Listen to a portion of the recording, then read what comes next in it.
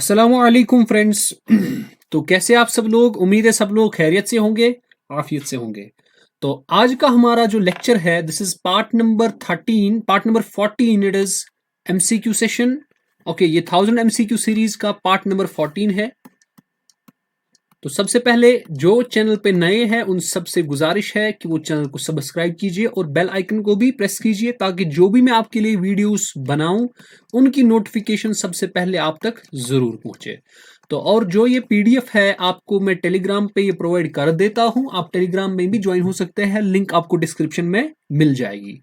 तो अगर आपको वीडियो पसंद आ गया तो आप इसको लाइक करना भी ना भूले और शेयर करना भी ना भूले। और जितने भी आपके फ्रेंड्स हैं जो assistant finance assistant account assistant के लिए प्रिपेयर कर रहे हैं, उनके साथ भी आप इसको शेयर कीजिए और आप इस चैनल को भी सब्सक्राइब जरूर कीजिए। चलिए चलते हैं आज का लेक्चर जो है। हमने पिछली बार 392 क्वेश्चंस तक हमने लिमिट्स एंड डेरिवेटिव्स तक सॉल्व कर दिए थे।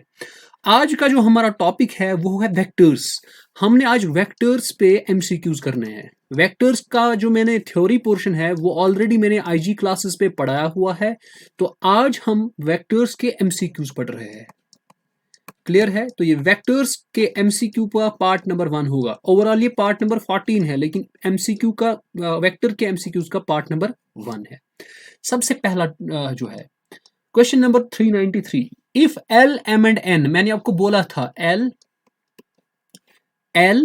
एम और एन ये क्या है आपके पास? डायरेक्शनल रेशियोज है बेटा। ठीक है, तो ये जो आपके पास एल है, एम है और एन है, ये आपके पास क्या है? Directional ratios. और ये किसके बराबर होते हैं? ये बराबर होता है कॉस अल्फा, ये बराबर होता है कॉस बीटा, और ये बोलते हैं इसको sorry directional cosines. L M और एन को बोलते हैं हम डायरेक्शनल कोसाइंस। तो ये होता है कॉस गामा के बराबर। ये मैंने पढ़ा है लेक्चर में, और मैंने आपको बताया था कि इनका जो सम ऑफ द स्क्वायर्स होता है, L square plus M square plus N square, वो किसके बराबर होता है? वो होता है बराबर आपके पास, जी बेटा, वो होता है बराबर 1 के बराबर। इसका मतलब इसको ऑप्शन नंबर बी आ जाएगा। अच्छा, अगर आपके पास ए बी और सी है, ठीक है, आपके पास ए बी और सी है। सबसे पहले मैं बताऊंगा cos alpha cos beta cos गेमा किसके बराबर होता था। आपको याद होगा कॉस अल्फा जो है ना बेटा, ये होता था बराबर X divided by R. Cos beta होता बराबर होता था वाई डिवाइडेड बाई आर। और कॉस ऑफ गैमा होता था बराबर ये जेड डिवाइडेड बाई आर होता था। ठीक है, ये आपको याद होगा। ठीक है, अगर याद नहीं है तो भी आप इसको कर सकते हैं। इसको नजर एक बार दीजिए आप, ये आपको वापस मेमोराइज करना है।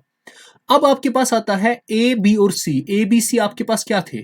आपको याद होगा जो जो आपके पास ए बी सी थे, ये आपके पास क्या होते थे? Directional ratios. और मैंने आपको बोला था कि ये जो आपके पास बेटा डायरेक्शनल रेशियोज होता है, ये 1 के बराबर, इनके सम ऑफ द स्क्वायर्स 1 के बराबर नहीं होता है। That means option number D is the correct for question number 394। आगे चलते हैं हम क्वेश्चन नंबर 395। क्या बोलता है क्वेश्चन नंबर 395? इसको पढ़ लेते हैं। देखिए, इफ सी वेक्टर, देखिए बेटा आपके पास सी वेक्टर देकर है, it's equal to 3a vector plus 4b vector. सबसे पहले मैं बताता चलूं कि हम इस लेक्चर में 420 क्वेश्चन तक पढ़ने वाले हैं। 420 तक। ठीक है, हमने 393 से स्टार्ट किया 420 तक, इसका मतलब 28 क्वेश्चंस इस एमसीक्यू सीरीज में हम कवर करेंगे। ये जो पार्ट नंबर 1 होगा, उसके बाद इसके चलते रहेंगे जो भी क्वेश्चंस आ जाएंगे। तो ये सीरीज आपकी कंटिन्यू हो जाएगी 1000 क्वेश्चंस तक। ओके, हमारे पास सी देकर है और आपके पास 2c भी देकर है। 2c किसके बराबर है? 2c बेटा आपके पास देकर है a माइनस 3b। अब आपको बताना है इनमें से कौन सा ऑप्शन सही है। देखिए, यहां पे जो ऑप्शंस है वो आपको सी और ए है। यहां पे सी और ए देखिए, पढ़ लेते हैं पहले। If C is equal to 3a vector plus 4b vector and 2c is equal to a minus 3b vector, then c and a have same direction and modulus of c is greater than modulus of a। इसका मतलब हमें खाली एक तो direction देखनी है इन दोनों की, c और a की। एक तो हमको c की देखनी है डायरेक्शन, और हमको a की देखनी है। एक देखना इसकी डायरेक्शन, हो गया एक चीज। दूसरा चीज इसका मैग्नीट्यूड भी देखना है, दोनों का मैग्नीट्यूड। सो दो चीज देखने हमें, सी का मैग्नीट्यूड, सी का डायरेक्शन। एक का मैग्नीट्यूड, एक का डायरेक्शन। चलिए देख लेते हैं। सबसे पहले क्या कर लेते हैं काम, हम लेट सपोज तो कर लेते हैं इसको सॉल्व। तो यहाँ पे मैं दिखा देता हूँ, देखिए बेटा, सबसे पहले यहाँ पे मैं लिख सकता हूँ यहाँ पे 2, ओके, सी के बदले भी बेटा लिख सकते हैं 3a+4b, अच्छे से देख लेना, इज इक्वल टू a-3b, ठीक है। तो जब मैं इसको सॉल्व करूंगा ये बनेगा 6a+8b will be equal to a-3b, ठीक है। इस a को यहां पे शिफ्ट कीजिए, ये बनेगा 6a-a, वो बनेगा 5a is equal to -3b-8b, ये बनेगा -11b वेक्टर। अगर मैं यहां से a निकालने की कोशिश करूंगा वो किसके बराबर बनेगा, वो बनेगा -11/5b वेक्टर, है ना। और अगर मैं यहीं से b वेक्टर भी निकालने की कोशिश करूंगा, b वेक्टर किसके बराबर आएगा बेटा, आप देख सकते हो b वेक्टर आ जाएगा बराबर -5/11a वेक्टर। क्लियर है। अब आपको क्या करना है काम, सबसे इसमें क्या करना है काम, सबसे पहला आपको सी और ए के बारे में ढूंढनी है इंफॉर्मेशन, है ना। तो आप क्या करेंगे काम, सी किसके बराबर है 3a+4b, तो चलिए उसको देख लेते हैं। ओके, तो यहां पे हम लिख सकते हैं सी है बराबर किसके 3a, चलिए इसको a ऐसे ही रखते हैं, +4b, b के बदले लिख सकता हूं मैं बेटा -5/11a। अच्छे से देख लेना, हमें इनमें से चूज करना है कौन सा ऑप्शन सही होगा, देखिए आसान है। तो 3a के बदले मैं लिख सकता हूं it's equal to 3a vector -20/11। तो जब मैं इसको सॉल्व करूंगा ये बनेगा 11 3 जा 33, तो यहां पे मैं सीधे लिखूंगा 33 -20a होल डिवाइडेड बाई 11। तो इसका मतलब सी वेक्टर किसके बराबर आएगा, सी वेक्टर आ जाएगा आपके पास 13a वेक्टर बाई 11। अब जरा देखो क्या आपके पास ए वेक्टर, जरा देखो बेटा ए वेक्टर की डायरेक्शन क्या है, आपको सी और ए का बताना था। अगर आप देखोगे आप सी और ए की डायरेक्शन देखो, ठीक है। सबसे पहले आपको देखना है सी और ए, ठीक है। सी और ए की तो डायरेक्शन सेम ही है ना। इसका मतलब क्या होता है, C इज 13/11 टाइम्स 11, इसका मतलब हो गया अगर ये आपके पास A है तो C इसी के कोलिनियर वेक्टर होगा, यानी इसी के डायरेक्शन में होगा, ठीक है। आप कह सकते हो कोलिनियर वेक्टर होंगे क्योंकि ये कोलिनियर वेक्टर की रिप्रेजेंटेशन है। कोलिनियर वेक्टर का बोलते हैं अगर हमारे पास लेट सपोज एक वेक्टर होता है, लेट सपोज A वेक्टर, इसका जो कोलिनियर वेक्टर होता है ना that is lambda times B, ठीक है, वो इसका कोलिनियर बन जाएगा। मगर यहाँ पे लैम्डा नहीं है, यहाँ पे क्या है 13/11। सबसे पहले तो आपको समझ आ रहा है सीधे से सीधे ये जो सी वेक्टर है दैट्स इक्वल टू 13/11, ये आपके पास क्या है बेटा, ये आपके पास इसकी सेम डायरेक्शन है। अब देखना है मैग्नीट्यूड, जाहिर सी बात है आप अगर देखोगे किसका मैग्नीट्यूड ज्यादा है, जाहिर सी ये तो सीधे बता रहा है C is equal to 13/11 times A, that means 13/11 क्या है ज्यादा, 1 से ज्यादा, दैट मीन सी का मैग्नीट्यूड ए से ज्यादा होगा। तो इसका ऑप्शन नंबर ए आपका करेक्ट आ जाएगा। आई होप ये आपको क्लियर हुआ होगा। अब इसी तरह से आपका क्वेश्चन नंबर 396 है, बिल्कुल सेम ऐसा ही है, सेम यही है, if C is equal to this and 2c is equal to this. अब आपको सी और ए के बारे में नहीं, सी और बी के बारे में बताना है। आई होप आपको ये अब आया, ये आप खुद करोगे, ये आप मुझे कमेंट सेक्शन में बताएंगे 396 का आंसर क्या आ जाएगा।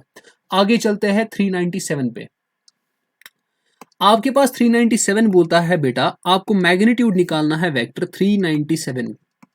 वेक्टर आपके पास है 2i cap -7j cap -3k cap. आपको इसका मैग्नीट्यूड निकालना है, कैसे निकालते हैं, under root of 2² is 4 plus -7² is 49 plus 3² is 9, तो 9 + 4 इज 13, तो ये बनेगा 9 9 इज 18, 18 + 4 इज, तो ये बनेगा 62, under root 62 is the answer, so option number B is the correct answer. इसी तरह आपको मैग्नीट्यूड निकालना है ऑफ द वेक्टर 1/√3 आयोटा, ये भी दिखा देता हूं 398, तो ये आपके पास है 1/√3 आयोटा, सॉरी आई कैप, इसको आयोटा नहीं आई कैप कहते हैं, 1/√3 जे कैप माइनस, यहाँ पे माइनस है, माइनस 1/√3 के कैप। तो आपको क्या करना है, इसका मैग्नीट्यूड ढूंढना है, कैसे करोगे, 1/√3 का स्क्वायर वो बनेगा 1/3 प्लस 1/√3 का स्क्वायर वो बनेगा 1/3 प्लस 1/√3 का स्क्वायर 1/3, ये बनेगा अंडर रूट ऑफ 1 + 1 + 1 वो बनेगा 3/3, तो वो बनेगा under root 1 that is means 1, तो ऑप्शन नंबर ए करेक्ट है। बिल्कुल आसान सा क्वेश्चन था। ओके, इसके बाद आपका क्वेश्चन नंबर 399 आएगा। ये आसान सा क्वेश्चन है, देखो क्या करना है। आपको बता रहा है ये जो ये वाला वेक्टर और ये वाला वेक्टर है, ये दोनों इक्वल है। अब बताओ x और y का क्या वैल्यू होना चाहिए। देखिए ये आपके पास 3i कैप है प्लस 4j कैप है is equal to X I cap है माइनस वाई जे कैप है। बता ये इक्वल है। अब बता रहा है x और y का वैल्यू क्या होगा। जाहिर सी बात है x क्या होगा, ये तब होंगे इक्वल जब इसके कॉरस्पॉन्डिंग जो इसके मतलब कंपोनेंट्स होंगे वो भी क्या होंगे, equal. That means x component भी इक्वल होगा और वाई कंपोनेंट भी इक्वल होगा। इसका एक्स कंपोनेंट क्या है 3, इसका एक्स कंपोनेंट क्या है 4। इसका मतलब 4 किसके बराबर होना चाहिए, minus Y. That means minus Y, this minus Y should be equal to 4। इसका मतलब वाई किसके बराबर होगा, -4। इसका मतलब इसको 3, आएगा। Option number B is the correct answer. The two vectors having same magnitude are देखिए बोलता है अगर आपके पास दो वेक्टर्स होंगे, मिसाल के तौर पर एक वेक्टर है उसका मैग्नीट्यूड है मिसाल के तौर पर √3, दूसरा वेक्टर है उसका भी मैग्नीट्यूड है √3। लेट सपोज ऐसा हो सकता है कि दोनों का मैग्नीट्यूड सेम हो। अब क्या वो हमेशा इक्वल होंगे, क्या वो हमेशा अनइक्वल होंगे, क्या वो कभी कभार इक्वल होंगे, या कुछ नहीं कह सकते हैं। इनमें से आपको ऑप्शन बताना है। देखिए आसान है, मैं यहाँ पे आपको एग्जांपल से समझाऊंगा। लेट सपोज मेरे पास आई कैप प्लस जे कैप प्लस के कैप है, एक वेक्टर ए कैप, ये ए वेक्टर है। लेट सपोज मैं बी वेक्टर लेता हूं, let suppose I cap minus J cap plus K cap. अगर आप दोनों का मैग्नीट्यूड देखोगे ना, अगर आप ऐसे जैसे मैंने अभी निकाला, ये भी √3 निकलेगा और इसका मैग्नीट्यूड निकालोगे ये भी √3 निकलेगा, दोनों निकलेंगे आपको √3। अब मैग्नीट्यूड दोनों का सेम है। डज दिस मीन कि अगर दो वेक्टर्स होंगे उनका मैग्नीट्यूड सेम होगा तो वो हमेशा इक्वल होंगे, नहीं, ये इक्वल नहीं हमेशा होंगे। अब क्या इसका ये मतलब है कि ये हमेशा फिर अनइक्वल होंगे, इसका ये भी मतलब नहीं। क्यों, क्योंकि अगर हम लेट सपोज दो वेक्टर लेंगे, लेट सपोज मैं एक वेक्टर मैंने लिया, ये a1 रखते हैं, a2 भी मैं रखूंगा यही आई कैप प्लस जे कैप प्लस के कैप। अब इसका भी तो मैग्नीट्यूड सेम ही आएगा। सो डज दैट मीन कि अगर दो वेक्टर सेम मैग्नीट्यूड होगा तो वो हमेशा अनइक्वल होंगे, नहीं, कभी कभार वो इक्वल भी होंगे। इसका मतलब option number C is the correct. इसका ऑप्शन नंबर कौन सा आएगा, सी करेक्ट आ जाएगा। आगे चलते हैं हम क्वेश्चन नंबर 401 पे। बिल्कुल आसान क्वेश्चंस है, आपको बस देखना है जो क्वेश्चंस मैं आपको पढ़ा रहा हूं, बस इसके बगैर कुछ नहीं और आएगा। ठीक है, मैं आपको डिफरेंट क्वेश्चंस करा रहा हूं, 480 क्वेश्चंस मैं ला रहा हूं इस वेक्टर्स पे। ठीक है, तो चलिए आगे। The unit vector in the direction of, देखिए आपको क्या है 2i कैप, ये वेक्टर है। लेट्स सपोज इस वेक्टर को मैं रिप्रेजेंट करता हूं बेटा ए वेक्टर से, तो ये किसके बराबर है 2i cap plus 3j cap plus k cap. बस कॉन्सेप्ट को देख लीजिए कि क्वेश्चंस कैसे सॉल्व करने हैं। तो सबसे पहले आप क्या करोगे, इसका मैग्नीट्यूड ढूंढोगे। बताइए बेटा मैग्नीट्यूड क्या होता है। मैग्नीट्यूड सीधे आ जाएगा √2² इज 4, 3² इज 9 प्लस 1² इज 1, सो ये आएगा √14, है ना। तो ये मॉड ऑफ ए आया। अब आप मुझे बताओ, आपको मैंने पढ़ाया है यूनिट वेक्टर किसके बराबर होता है। यूनिट वेक्टर होता है vector divided by its magnitude. So vector किसके बराबर है 2i cap plus 3j cap plus k cap. अब अगर मैं डिवाइडेड बाय करूंगा इसको √14, तो आपके पास यही निकालना था ना, आपको यूनिट वेक्टर निकालना था किस डायरेक्शन में, इसी डायरेक्शन में जहां से ये ए वेक्टर है। तो इसका मतलब ए वेक्टर का ही यूनिट वेक्टर निकालना था। तो इसका मतलब डिवाइडेड बाय √14 कर लो, इसको भी 1 डिवाइडेड बाय √14 आ जाएगा। तो ऑप्शन नंबर कौन सा सही है, option number D is the correct answer. बिल्कुल आसान, जब इसको आप आराम से देखोगे, मैं अभी आराम से आहिस्ता क्वेश्चन अभी मैंने इजी लाए हैं, आगे देखोगे आप अभी क्वेश्चंस की लेवल बढ़ती जाएगी। ठीक है, लेकिन अभी थोड़ा सिंपल क्वेश्चंस देख लो। 402 आपको बता रहा है find a vector in the direction. Let suppose आपके पास ए वेक्टर देकर है I cap minus 2j cap. ठीक है, अब आपके पास क्या बता रहा है, अब देखने की चीज है। ठीक है, अब आपको देखना है अच्छे से। बता रहा है आपको एक वेक्टर ढूंढना है। अब यूनिट वेक्टर नहीं ढूंढना है, वेक्टर ढूंढना है। देखिए, लेकिन उसकी डायरेक्शन देखो। लेट सपोज जो वेक्टर हमें ढूंढना है, let that vector be C. उस सी का मैग्नीट्यूड क्या है, ये खुद बोल रहा है उसका 7 मैग्नीट्यूड है। ठीक है, अब उसकी डायरेक्शन का कहां से है, उसकी डायरेक्शन वहीं से है जहां से इसकी डायरेक्शन है। तो सबसे पहले हमको इसकी डायरेक्शन निकालनी है, वो कैसे निकालेंगे, ए कैप से। ए कैप आ जाएगा बराबर this vector, that means divided by इसका मैग्नीट्यूड। जरा ए का मैग्नीट्यूड निकालते हैं, वो किसके बराबर आएगा बेटा, 1² इज 1 प्लस 2² इज 4, तो ये बनेगा √5। तो इसका मतलब ए कैप किसके बराबर आएगा, 1 बाय √5 माइनस 2 बाय √5 आई कैप साथ में माइनस जे कैप, तो ये आपके पास ए कैप आ गया। अब सी वेक्टर किसके बराबर आएगा, एक तो इसका मैग्नीट्यूड और सी की डायरेक्शन, सी की डायरेक्शन वहीं से है जहां से आपका ए कैप है, इसका मतलब इसको मल्टीप्लाई करोगे 1/√5 आयोटा आई कैप माइनस 2/√5 जे कैप। तो जब मैं मल्टीप्लाई करूंगा, सी कितना है यहाँ पे, आपको सी के बदले यहाँ पे दोगे, कितना दोगे वैल्यू आप इधर इधर 7 दोगे आप वैल्यू, क्योंकि आपके पास ये जो इसका मैग्नीट्यूड है वो 7 है। तो चलिए दे लीजिए, तो ये भी बनेगा आपके पास 7, ये क्या बनेगा 7 2 14। तो इसका ऑप्शन क्या आएगा 7/5 iota sorry I cap plus 14/5, तो इसका मतलब 14/5, तो ये आ जाएगा इसका आंसर। नहीं नहीं, इसका ये आंसर नहीं आएगा, इसका माइनस है बीच में, तो इसका मतलब option number C is the correct answer. 402 का आपके पास ऑप्शन नंबर सी करेक्ट है। आगे चलते हैं 403, ये भी बिल्कुल आसान सा क्वेश्चन है, इसको भी देख लेते हैं। ओके, आपके पास बताना है if A vector is this B vector is this. सबसे पहले आप निकालो A plus B. A plus B किसके बराबर होगा, मैंने आपको सिखाया है लाइक कंपोनेंट्स ऐड होते हैं, यानी 2 I cap minus I cap तो बनेगा I cap, minus J cap plus J cap खत्म हो गया 0, 2 के कैप माइनस के कैप बनेगा प्लस के कैप। तो ये आपके पास ए प्लस बी वेक्टर है। अब आपको इसका यूनिट वेक्टर निकालना है। सबसे पहले इसका मैग्नीट्यूड निकालो, वो क्या आ जाएगा, वो आपके पास आ जाएगा √1² प्लस 1², वो बनेगा √2।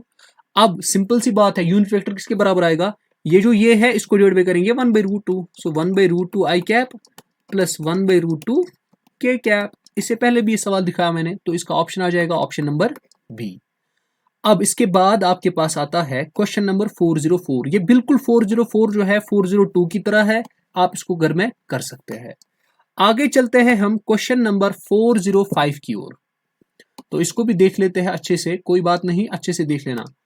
बता रहा है for what values of A does the vectors this and vector this are collinear. मैंने आपको अभी बोला अगर आपके पास एक वेक्टर ए है, अगर बी वेक्टर और ए वेक्टर कोलिनियर होंगे, ये तब कोलिनियर होते हैं, दे आर, यहां पे मैं लिखूंगा ए एंड बी वेक्टर, ये हमें कॉन्सेप्ट बहुत यूज हो जाएगा, इस पे हो सकता है ऑब्जेक्टिव आ जाए।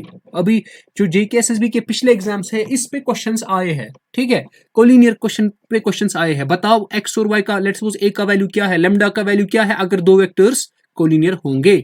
तो ए और बी तब कोलिनियर होता है जब आपके पास ए, तो ए जो होता है ना it's equal to lambda times B, या कभी कभार b is equal to lambda times A, some constant times A होना चाहिए, ठीक है, some constant should be multiplied. भाई देखो यहां पे अब हमारे पास एक वेक्टर क्या है, लेट्स सपोज ए वेक्टर को लेंगे हम 2 I cap minus 3 J cap plus 4 के कैप।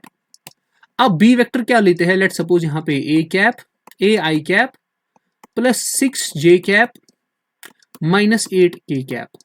अब अगर आप यहां से अच्छे से देखोगे, यहां पे क्या होना चाहिए, यहां पे ए का वैल्यू, अब आप सीधे लगा सकते हो पता कैसे।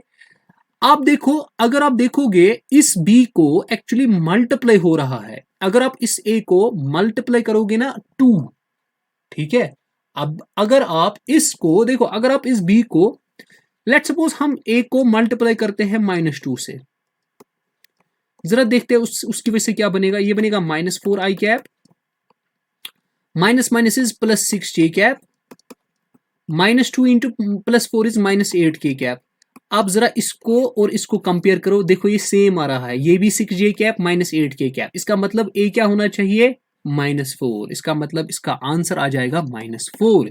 405 का ऑप्शन नंबर सी करेक्ट होगा। मैं अभी आपको आहिस्ता आहिस्ता दिखा रहा हूं, आराम से दिखा रहा हूं, क्यों, क्योंकि अभी ये थोड़ा बेसिक है, अभी हमने इस पे क्वेश्चंस नहीं किए थे, तो इसलिए मैं आराम से आपको दिखा रहा हूं, आपको बिल्कुल भी घबराने की जरूरत नहीं है। चलिए आगे, अब चलते हैं हम क्वेश्चन नंबर 406 पर। आपको बेटा डायरेक्शनल रेशियोज ढूंढने हैं, ये तो आसान सा क्वेश्चन है, इसको हम उधरी कर लेते हैं। क्या करना है हमें, ये देखिए आपके पास डायरेक्शन रेशियो सिंपल होगा, एक्स का यहाँ पे क्या है वैल्यू 1, तो यहाँ पे 1 आएगा, तो दूसरा क्या है वाई पर 1, जेड पर क्या है -2, तो इसका मतलब 1 1 और -2 आ जाएगा, that means option number D is the correct answer. Clear है। अब देखो बेटा उसके बाद 407, बिल्कुल आसान क्वेश्चन है, अभी मैं लेवल्स इजी रख रहा हूं, इसके बाद सारे लेवल्स में टच करूंगा आहिस्ता आहिस्ता सारे। फिलहाल आप कॉन्सेप्ट्स क्रिएट करो, मैंने कॉन्सेप्ट्स तो पढ़ाए थे लेकिन क्वेश्चन मैंने कोई नहीं दिखाया था, इसलिए मैं क्वेश्चंस अभी आहिस्ता दिखा रहा हूं। अब 407 है, the direction cosines of the vector, आपके पास बी वेक्टर है, I cap plus J cap minus 2 के कैप। मैंने आपको बताया सबसे पहले इसका क्या निकालना है, मैग्नीट्यूड। आपको डायरेक्शनल कोसाइंस निकालना है, वो क्या आएगा, ये तो सीधे से बोल रहा है कि मेरा मैग्नीट्यूड √6 है। देखो अगर आपको आपने निकाला भी नहीं मैग्नीट्यूड, हम सीधे से बोल सकते हैं कैसे, इसका आंसर आ जाएगा 1/√6 प्लस 1/√6 1/√6 माइनस 2/√6। तो इसका आंसर आएगा सीधे ऑप्शन नंबर ए। अब लेकिन करना कैसे है, 1² इज 1 प्लस 1² इज 1 माइनस 2 का स्क्वायर आएगा 4, तो ये बनेगा √6। तो कॉस ऑफ एल्फा जो होता है, सॉरी कॉस ऑफ एल्फा वो किसके बराबर होता है, एक्स यहाँ पे 1/√6 आएगा, है ना। मैंने आपको इससे पहले भी बोला कॉस ऑफ एल्फा जो होता है ये होता है बराबर एक्स बाई मॉड ऑफ, मतलब आर, जो भी वेक्टर होगा उसका मॉडुलस लेते हैं। तो इसी तरह आपके पास यहां से डायरेक्शनल अब रेशियोज देकर है, आपको डायरेक्शनल कोसाइंस ढूंढने हैं। ये भी तो आसान सा क्वेश्चन है, देखिए कैसे करेंगे। 408 आपके पास डायरेक्शनल रेशियोज क्या है, 2। अगर मैं वेक्टर इसका बनाऊं, वो वेक्टर लेट्स सपोज ए से रिप्रेजेंट करेंगे, तो ए वेक्टर आ जाएगा 2i कैप माइनस, फिर क्या है -1, तो माइनस जे कैप, फिर क्या है -2k कैप। अब ये वैसा ही बनेगा जैसे ऊपर वाला है। सबसे पहले क्या करोगे, मैग्नीट्यूड, सीधी सी बात है, यहाँ पे हर जगह 3 है, तो इसका मतलब मैग्नीट्यूड यहाँ पे 3 ही भी निकलेगा, सीधी सी बात है। देखो ऑप्शन से भी सीखो ना, अगर आपको वहीं से ऑप्शंस में सेम हर कोई चीज देकर है, दैट मीन्स वो चीज तो कॉमन होगी, तो इसका मतलब मैग्नीट्यूड निकालने की जरूरत नहीं है, वो सारे सेम निकलेंगे। अब हमें क्या निकलेगा, एक तो निकलेगा 2/3, चलो 2/3 ये है, फिर -1/3, वो यहां तो नहीं है, तो इसका ऑप्शन ये नहीं आएगा, फिर ये आएगा, हाँ, फिर -2/3, तो option number B is the correct option. इसके बाद हम क्वेश्चन नंबर 409 पे आ जाएंगे, देखते हैं क्वेश्चन नंबर 4 क्या बोलता है। ओके, तो 409 को देख लेते हैं बेटा, 409 क्या बोलता है। तो बोलता है द डायरेक्शनल कोसाइंस, आपको 409 बोलता है। अब 2 पॉइंट्स है सर, कैसे करोगे, अब आपको लाइन है, बोलता है एक लाइन है ऐसे, इसके कोऑर्डिनेट्स है -2, 4, -5, और ये याद रखना जो एक पॉइंट के कोऑर्डिनेट्स होते हैं वही अगर उसके हम पोजीशन वेक्टर ड्रॉ करेंगे वही उसके डायरेक्शनल रेशियोज भी होंगे।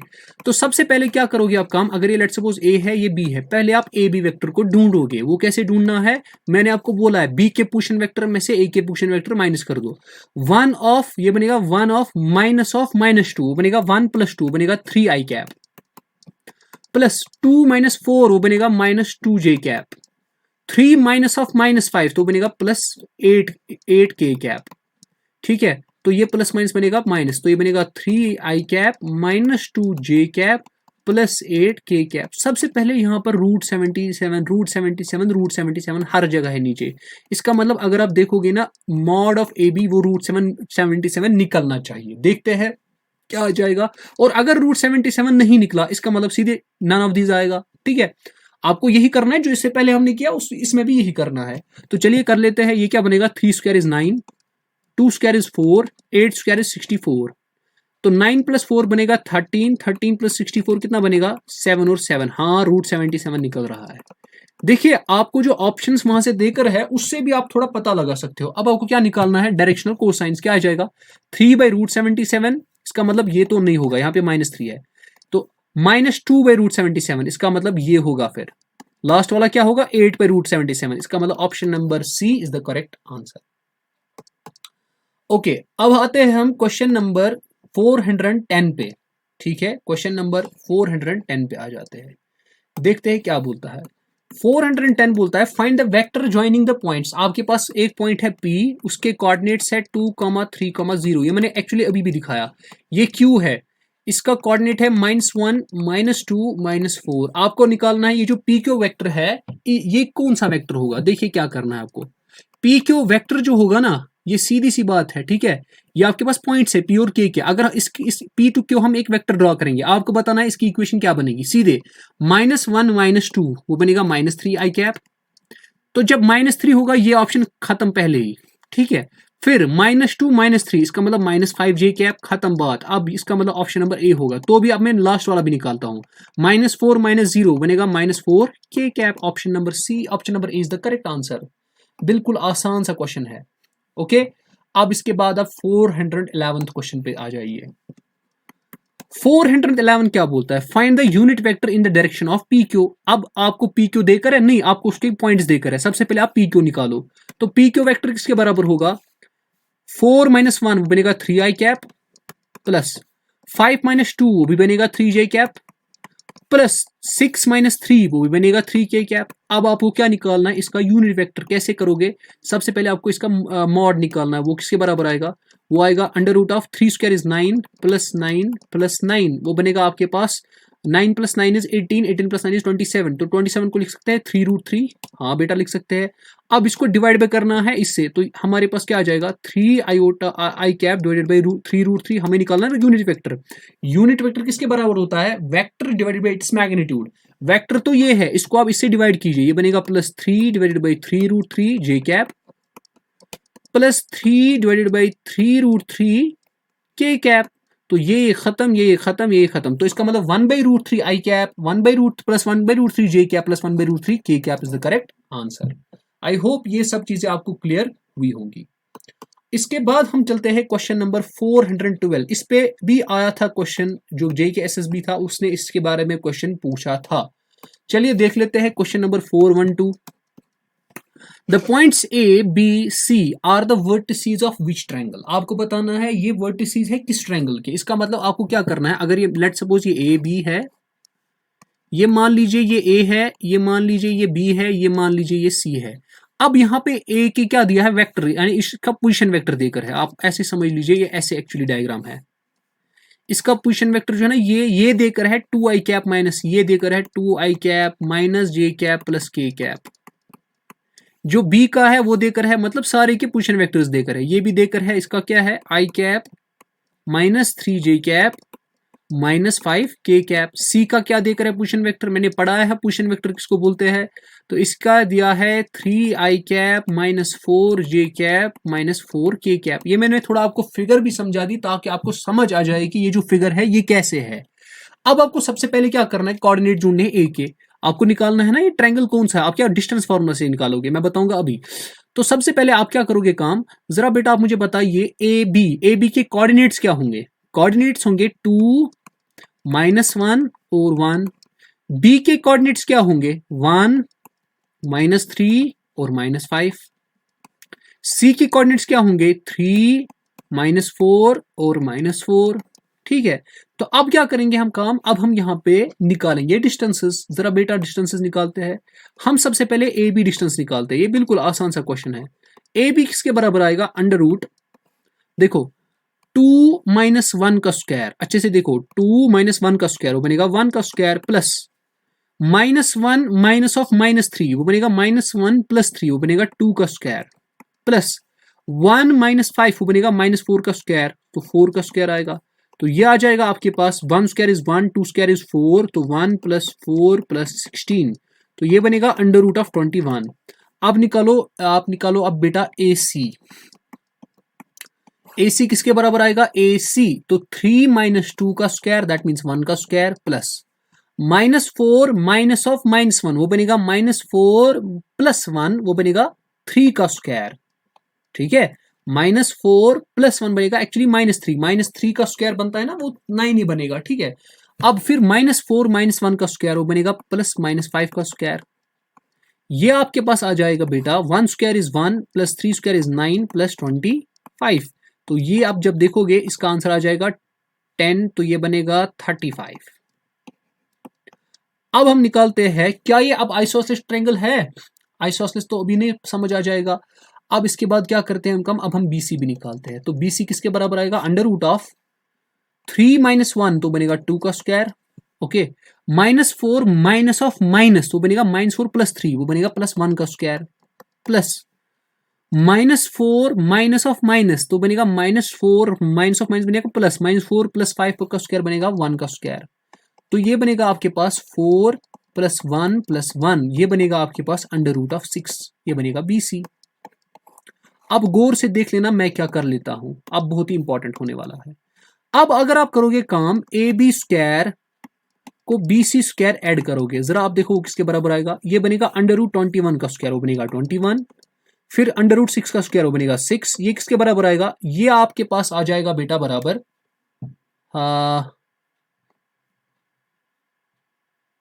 तो यहां पे हम क्या कर सकते हैं काम, एक मिनट, तो अगर हमने यहाँ पे, मुझे लगता है यहाँ पे थोड़ा हम इसको एक काम करते हैं, हम इसको वापस कर लेते हैं। थोड़ा यहाँ पे गलत हो गया। देखिए ये हमारे पास 412 था, थोड़ा मुझे लगता है कहीं पे गड़बड़ हो गया है। तो सबसे पहले आप क्या करोगे, आप वेक्टर्स निकालिए। मुझे बताइए आप ए बी वेक्टर किसके बराबर होगा। हम इसको वेक्टर्स फॉर्म से निकालते हैं। ए बी वेक्टर आ जाएगा आपके पास 1 - 2, that means minus I cap.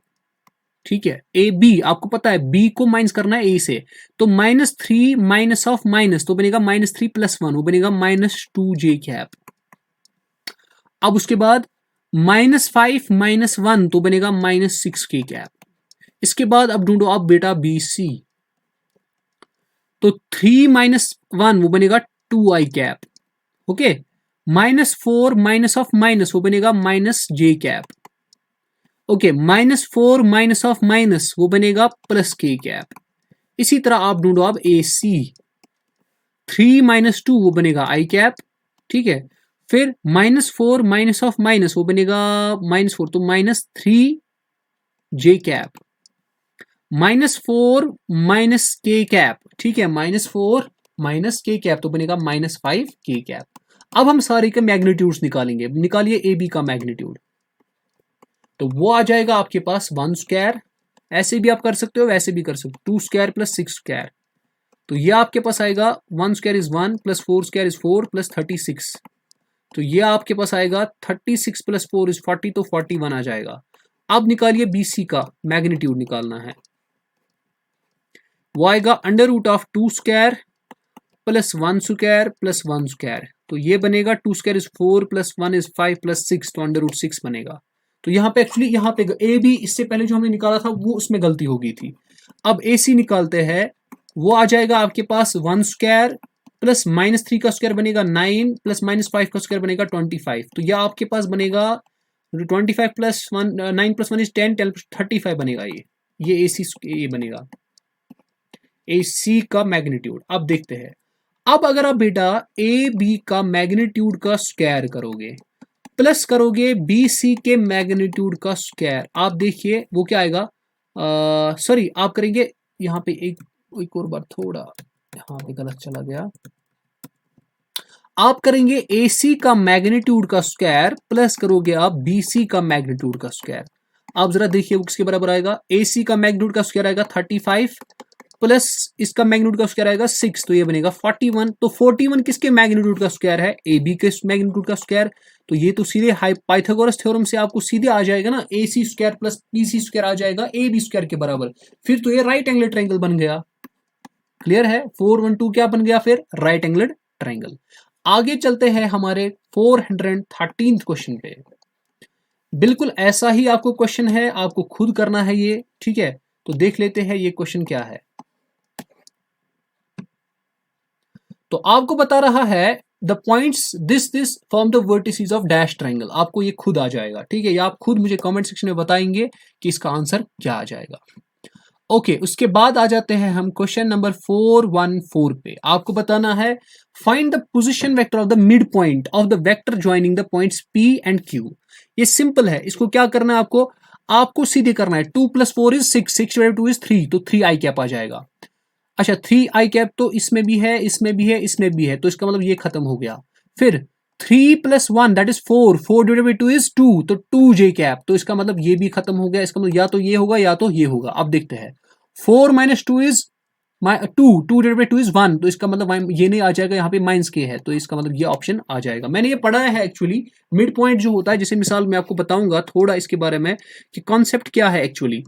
अगर हमारे पास एक लाइन है ए बी, अगर इसके कोऑर्डिनेट्स होंगे लेट्स सपोज 2, 3, 4 और इसके कोऑर्डिनेट्स होंगे 4, 1, -2, फिर जो अगर इसका मिड पॉइंट देखेंगे हम, मिड पॉइंट उसका जो मतलब ये होगा, मिड पॉइंट फार्मूला बोलती है इसके जो इसका मिड पॉइंट होगा उसका जो कोऑर्डिनेट होगा वो होगा 2 + 4 / 2, that means 6 / 2 is 3, 3 + 4 / 2 that means 2, 4 - 2 / 2 is 1, तो 3, 2, 1 इसका कोऑर्डिनेट होगा। अब अगर इसी को वेक्टर फॉर्म में लिखोगे वो आएगा 3i cap + 2j cap + k cap. यही मैंने आपको पढ़ाया था, इसको बोलते हैं मिड पॉइंट फॉर्मूला। ठीक है, तो 415 से 16 तक देख लो क्वेश्चंस क्या है। यह आपका सेक्शन फॉर्मूला पे क्वेश्चंस है, बिल्कुल आसान से क्वेश्चंस है, इनको भी देख लेते हैं।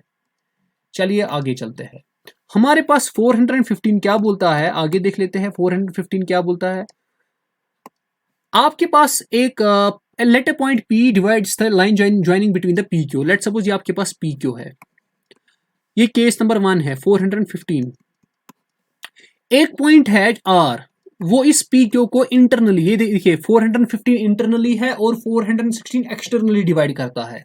सबसे पहले देख लेते हैं जो आपके पास P का मतलब रैश ये पोजीशन वेक्टर है वो क्या है, I cap plus 2j cap. सबसे पहले मैं इसके कोऑर्डिनेट्स लिखता हूं, वो क्या आएगा 1 2 और -1। क्यू के कोऑर्डिनेट्स क्या है, ये उधरी से बोलता है -1 1 और 1। आपको बताना है फिर इस R के कोऑर्डिनेट्स क्या होंगे, ये देखिए 4 और 5। The position vector of R if R divides P Q internally. Internally यही डायग्राम होगी जो मैंने दिखाई, किस रेशियो में 2:1। तो क्या आ जाएंगे कोऑर्डिनेट्स, सबसे पहले R के कोऑर्डिनेट्स ढूंढिए, 2 × -1, ठीक है ऐसे ही करना है ना, आपको ऐसे ही करना होता है ये। तो आप कैसे उसके कोऑर्डिनेट्स ढूंढते हैं, देखिए क्या करते हैं आप काम। आप सबसे पहले क्या कर लोगे काम, यहां पे इसका वेक्टर आपको देकर है ना, वो यहां पर देकर है, इसका भी वेक्टर देकर है।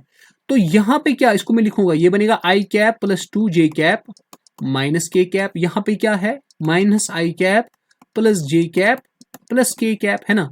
तो आप इस 2 को इसके साथ मल्टीप्लाई कीजिए, इसको इसके साथ मल्टीप्लाई कीजिए। मतलब मेरे कहने का ये है कि आपको क्या करना है, इस 2 को इसके साथ मल्टीप्लाई कीजिए, ये बनेगा -2 I cap plus 2j cap plus 2k cap. फिर आपको प्लस करना है ये 1 को इससे multiply, plus I cap plus 2j cap sorry minus K cap, ठीक है माइनस के कैप। फिर डिवाइड पे क्या करोगे, इन दोनों का एडिशन, तो बनेगा 2 + 1। तो अब क्या हो जाएगा देखिए, -2 I cap plus I cap, ये बनेगा minus I cap, 2j cap plus 2j cap, ये बनेगा प्लस 4j कैप।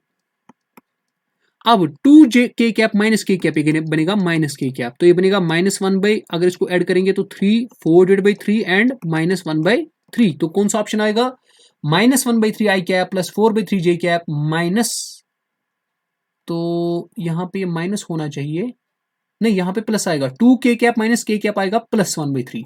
तो इसका ऑप्शन आएगा ऑप्शन नंबर सी। अब ऐसा ही है, लेकिन अब बोल रहा है ये जो पॉइंट P है, ये जो सॉरी पॉइंट R है, ये आपका डिवाइड करता है इंटरनली रेशियो में, डिवाइड किस में करता है, एक्सटर्नली करता है। आपको मैंने पढ़ा है जब आपके पास रेशियो होगा एक्सटर्नल, क्या होगा, अगर आपके पास रेशियो एक्सटर्नल होगा आपको सेम ऐसे ही करना है जैसे आप करते हो, ठीक है, मगर आपको बस एक ही फॉर्मूला, यहाँ एक ही चीज करना है, यहाँ पे प्लस के बदले माइनस करना है, तो बस बाकी सारा सेम ही होगा, और यहाँ पे भी आपको माइनस लेना है, ठीक है। तो फिर क्या हो जाएगा आप देख लीजिए, यहाँ पे आपको माइनस आएगा, यहाँ पे भी माइनस आएगा, कीजिए इसको सॉल्व, ये क्या बनेगा, ये बनेगा -2 I cap minus I cap plus 2j cap -2j cap plus 2k cap minus minus plus k cap divide by 2 -1, उसको लिखने की जरूरत नहीं है। तो ये बनेगा -3 I cap 2j cap -2j cap खत्म, तो ये बनेगा +3k कैप। तो कौन सा ऑप्शन आ जाएगा, -3 I cap plus 3k cap. Option number B is the correct answer. अब हम लास्ट के 4 क्वेश्चन आज के देखेंगे, उसके बाद हम स्टॉप करेंगे, नेक्स्ट लेक्चर में हम आगे बढ़ेंगे। चलिए 417, ये बिल्कुल आसान सा क्वेश्चन है, देख लेते हैं। The position vector A of a point m,12, आपके पास पॉइंट है m,12, ठीक है, इज सच दैट, इसका मॉड है, देखिए ये वेक्टर, ये किसका पोजीशन वेक्टर है, ए का, इसका पोजीशन वेक्टर है ना, वो आ जाएगा, असल में ए वेक्टर आ जाएगा बराबर m आई कैप प्लस 12 j कैप। अब अगर इसका मैं मैग्नीट्यूड ढूंढूंगा, वो किसके बराबर आएगा, मॉड ऑफ ए आ जाएगा बराबर √m² प्लस 12 स्क्वायर, वो बनेगा 144। लेकिन इसने खुद बताया है मॉड ऑफ ए जो है वो है 13 के बराबर, तो इसका मतलब यह आ जाएगा √m² प्लस 144। आपको निकालना है m का वैल्यू, देखते हैं। तो ये बनेगा 13, अगर मैं स्क्वायरिंग करूंगा बोथ साइड्स, यहां से रूट का स्क्वायर खत्म हो जाएगा, तो बनेगा m² प्लस 144। ये बनेगा 169 माइनस 144 को यहां लीजिए, ये बनेगा इज इक्वल टू m²। तो m² किसके बराबर आएगा 25, तो m बनेगा बराबर, स्क्वायर यहां से लो तो प्लस माइनस √25, तो ये बनेगा m is equal two plus minus 5। तो इसका ऑप्शन नंबर सी करेक्ट होगा। अच्छा जी, इसके बाद आपका है 418, ये तो मैंने अभी भी पढ़ाया और मैं पढ़ा लेता हूं। आपके पास दो वेक्टर्स है ए और बी, ये दो पोजीशन वेक्टर्स है इन पॉइंट्स के 1, -1 और -2, m। आपको बताना है m का वैल्यू क्या होना चाहिए सच दैट ए और बी कोलिनियर होगा। देखिए आपको सीधे से यहां से समझ आ रहा है।